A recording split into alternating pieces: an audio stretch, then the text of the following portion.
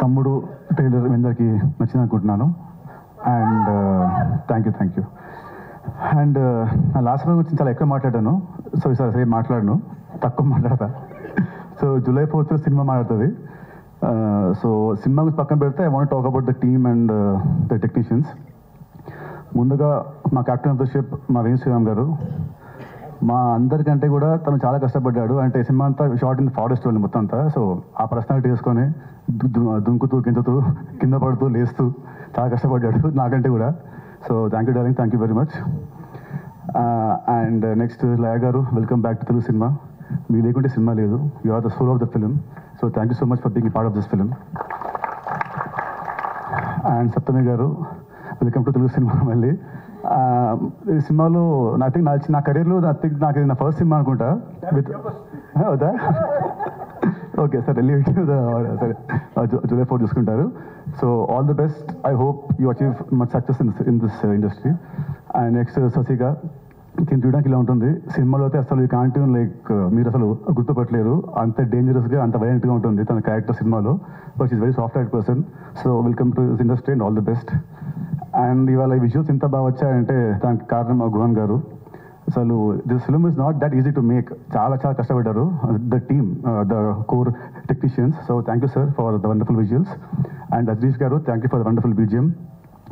And last but not least అందరూ మాట్లాడారు. Sorry, my editor Praveen, నాకు ఇసుకొచ్చిన బాగా క్లోజ్. దాని నీ కట్ సినిమాలో చాలా బాగుంది. ద ట్రైలర్ కట్ కానీ చాలా బాగుంది. Thank you so much. And last not least ఈ బ్యానర్ మా అంకుల్ దిల్ రాజు గారు. ఈ ఫస్ట్ సినిమా స్టార్ట్ అయింది విత్ దిల్తోనే. సో అక్కడ నుంచి మా బాగుంటుంది. ఆ రోజుల్లో దిల్కి ఆ టైంకి 2002 స్టార్ట్ అయింది. ఆ టైంకి that budget was very huge. నాకు గుర్తుంది ఆ రోజుల్లో ఉట్టి ఫస్ట్ ఒక సాంగ్కి సెట్ సాంగ్కి వి స్పెండ్ సమ్ 50-60 lakhs ఆ రోజుల్లో. సో గుర్తుంది. సో ఆ రోజు అంత ఖర్చు పెట్టాడు నా మీద. నేను ఆ సినిమా పెద్ద హిట్ అయింది. తర్వాత శ్రీనివాస్ కళ్యాణం, అది మంచి సినిమా. ఓకే, మేము అనుకున్న రిజల్ట్ రాలేదు, but still it's a good film. తర్వాత మళ్ళీ ఇప్పుడు నేనున్న నా లాస్ట్ 3 సినిమా ఆడలేదు. దాని మీద అసలు ఈ బడ్జెట్ ఇస్ మై హైయెస్ట్, నా కెరీర్లో నా హైయెస్ట్ బడ్జెట్.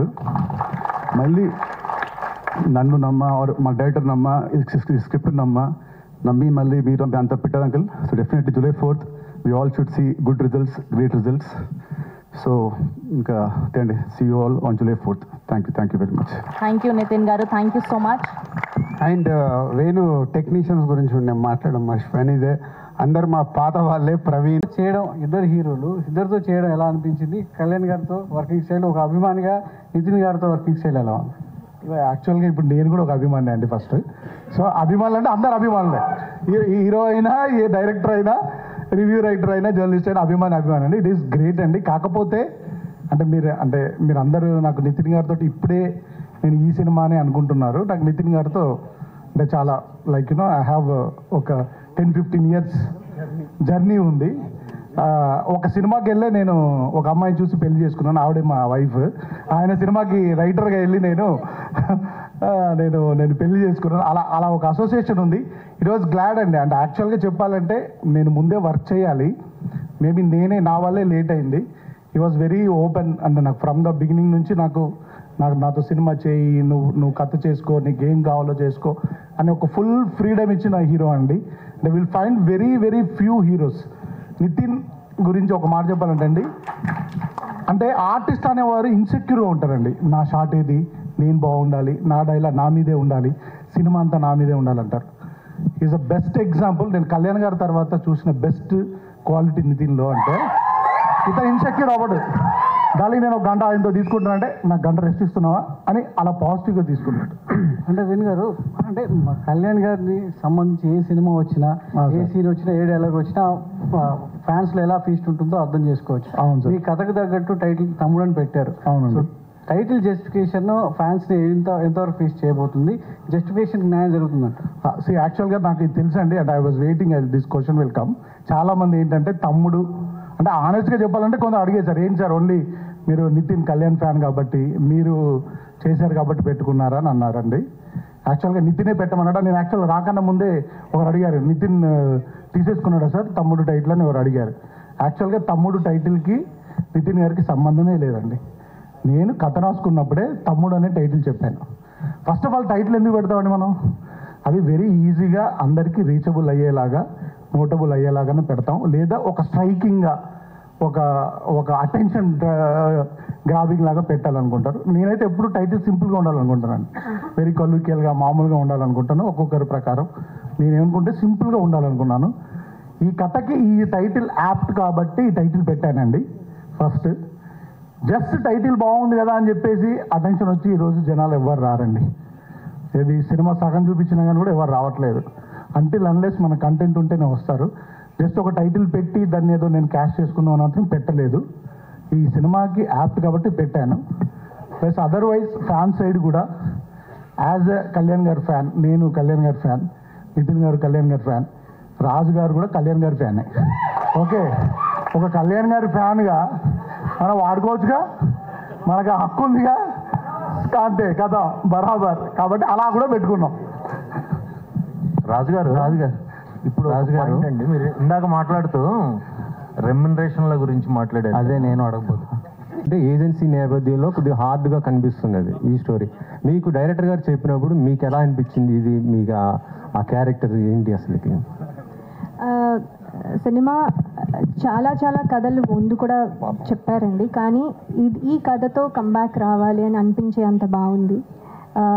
నాకు ఫస్ట్ నుంచి చెప్పినట్టుగా ఎలా అయితే ఉందో ఇప్పుడు స్క్రీన్ మీద దానికంటే 10 రెట్లు ఎక్కువగా కనిపిస్తుంది. సో ఇది డెఫినెట్లీ నాకు మెమరబుల్గా ఎప్పుడు గుర్తుండిపోయే బెస్ట్ ఫిల్మ్ అవుతుందని నేను అనుకుంటున్నాను. Nitin light, so that it's easy for me to practice all my lines before I go for shoot, because I have this tendency, if I don't learn my lines, because the language is also a little different, and even though it's Telugu, the slang of the character is different, so for me that was a little difficult. So I had to learn my lines before the shoot, and I've irritated Karthik a lot for that, but it was a very nice experience. I mean, shooting in Araku was very, very beautiful. One more thing ఇందాక వేణు ఆయన personal లైఫ్లో చెప్పాడు కదా, ఈ సినిమాలో వీళ్ళ 6 లయ గారు and Saptami and ఈవిడ అండ్ డాటర్ అండ్ వర్ష, వీళ్ళ 5 చుట్టే హీరో చుట్టూ వీళ్ళు 5 ఉంటారు. So that's the main concept of the film, cinema అంతా. అంటే ఆవిడ ఎక్స్ట్రాడినరీగా చేసింది. రేపు స్క్రీన్ మీద మీరు చూసినప్పుడు అంటే డిఫరెంట్. లయ గారు ఒక సిస్టర్గా డిఫరెంట్ చేసింది. ఈవిడ క్యారెక్టర్ అయితే ఇక్కడ చూసేదానికి ఇందాక వేణు చెప్పినట్టు డిఫరెంట్, వర్ష డిఫరెంట్, ఇట్లా అందరి చుట్టూ ఒక కొత్తగా కనిపిస్తుంది. నితిన్ చుట్టూ వీళ్ళందరూ ఉంటారు. వేణుగారు, ఈ ట్రైలర్స్ కట్ చేసి 2 months అయినది, ఆల్మోస్ట్ 2-3 months. అక్క తమ్ముడు, ఒక మేనకోడలు, ఒక మామయ్య, వీళ్ళ మధ్య జరిగే ఒక స్టోరీలా ఒక ఫ్యామిలీ ఎమోషన్స్ లో కనిపిస్తుంది సినిమా ట్రైలర్ చూస్తే. బట్ మీరు టెక్నికల్ గా ఈ సినిమా చాలా గ్రిప్పింగ్ గా ఉండాలని సౌండ్ డిజైనింగ్ కానీ ఇవన్నీ పర్టికులర్ గా, అంటే ఒక ఫ్యామిలీ, ఒక యాక్షన్ థ్రిల్లర్, ఒక మీరు అన్నట్టుగా ఒక యాక్షన్ ఎంటర్టైనర్ సినిమా చేసి ఇలాంటి సౌండ్ డిజైనింగ్ ఇవన్నీ పర్టికులర్గా డిజైన్ చేసుకుంటారు. సో పర్టికులర్గా ఒక ఫ్యామిలీ ఎమోషన్స్ ఉన్న ఈ సినిమాకి మీరు టెక్నికల్ గా ఇంత సౌండ్ ఉండాలని ఎందుకు అనుకున్నారు సార్? వెరీ సింపుల్ అండి, అది అందరికీ సర్వైవల్ కదా. నేను డైరెక్టర్గా I want to excel myself, I don't want to repeat my same films. నాకు Vakeel Saab complete dialogue cinema. Vakeel సాబ్లో ఫస్ట్ కోర్ట్ సెషన్లో ఎన్ని డైలాగులు ఉంటాయి, ఈ సినిమా అంతా అన్ని డైలాగులు ఉంటాయి. ఈ సినిమా డైలాగులు అన్నీ తీసి తిప్పి కొడితే నాకు తెలిసి 10 పేజీలు వస్తుందో 15 పేజీలు వస్తుంది. సో అంటే I just wanted to make అంటే ఒక విజువల్ అప్పీలింగ్. ఎందుకంటే అంటే ఇప్పుడు ఆడియన్ థియేటర్లోకి వచ్చి సినిమా ఎంజాయ్ చేయాలంటే సార్ మీడియం మారిపోవడం వల్ల విజువల్ గ్రాండియర్నెస్ ఎక్స్పెక్ట్ చేస్తున్నారండి. అట్ ద సేమ్ టైం వాళ్ళకి ఆ ఎక్స్పీరియన్స్ ఇవ్వడానికి ఆ సౌండ్ డిజైన్ని, ఆ విజువల్ని, దాన్ని అంటే part of the screen play లాగా ఏదో కావాలని ఇరిగించినట్టుగా అలా కాకుండా అలా ఒక part of the screen play లాగా రాసుకొని చేశానండి. జస్ట్ ప్యూర్ మై అంటే నాకు ఇలా తీయాలని ఉంది, ఇలా ప్రజెంట్ చేయాలి అనిపిస్తుంది అని చెప్పి చేసిన ప్రజెంటేషన్ సార్. ఎందుకంటే యూజువల్గా మనం ఫ్యామిలీ సినిమా అనుకోగానే ఒక ఇల్లు, ఆ ఇంటికి ఒక హీరో వస్తాడు, ఇంకా అక్కడ నుంచి అక్కడే ఒక చుట్టూ జరుగుతుంది అనేది ఉంది చూడండి. Just I just wanted to come out of it and try something new, that's it. Raju గారు, Swastika, my question is for you.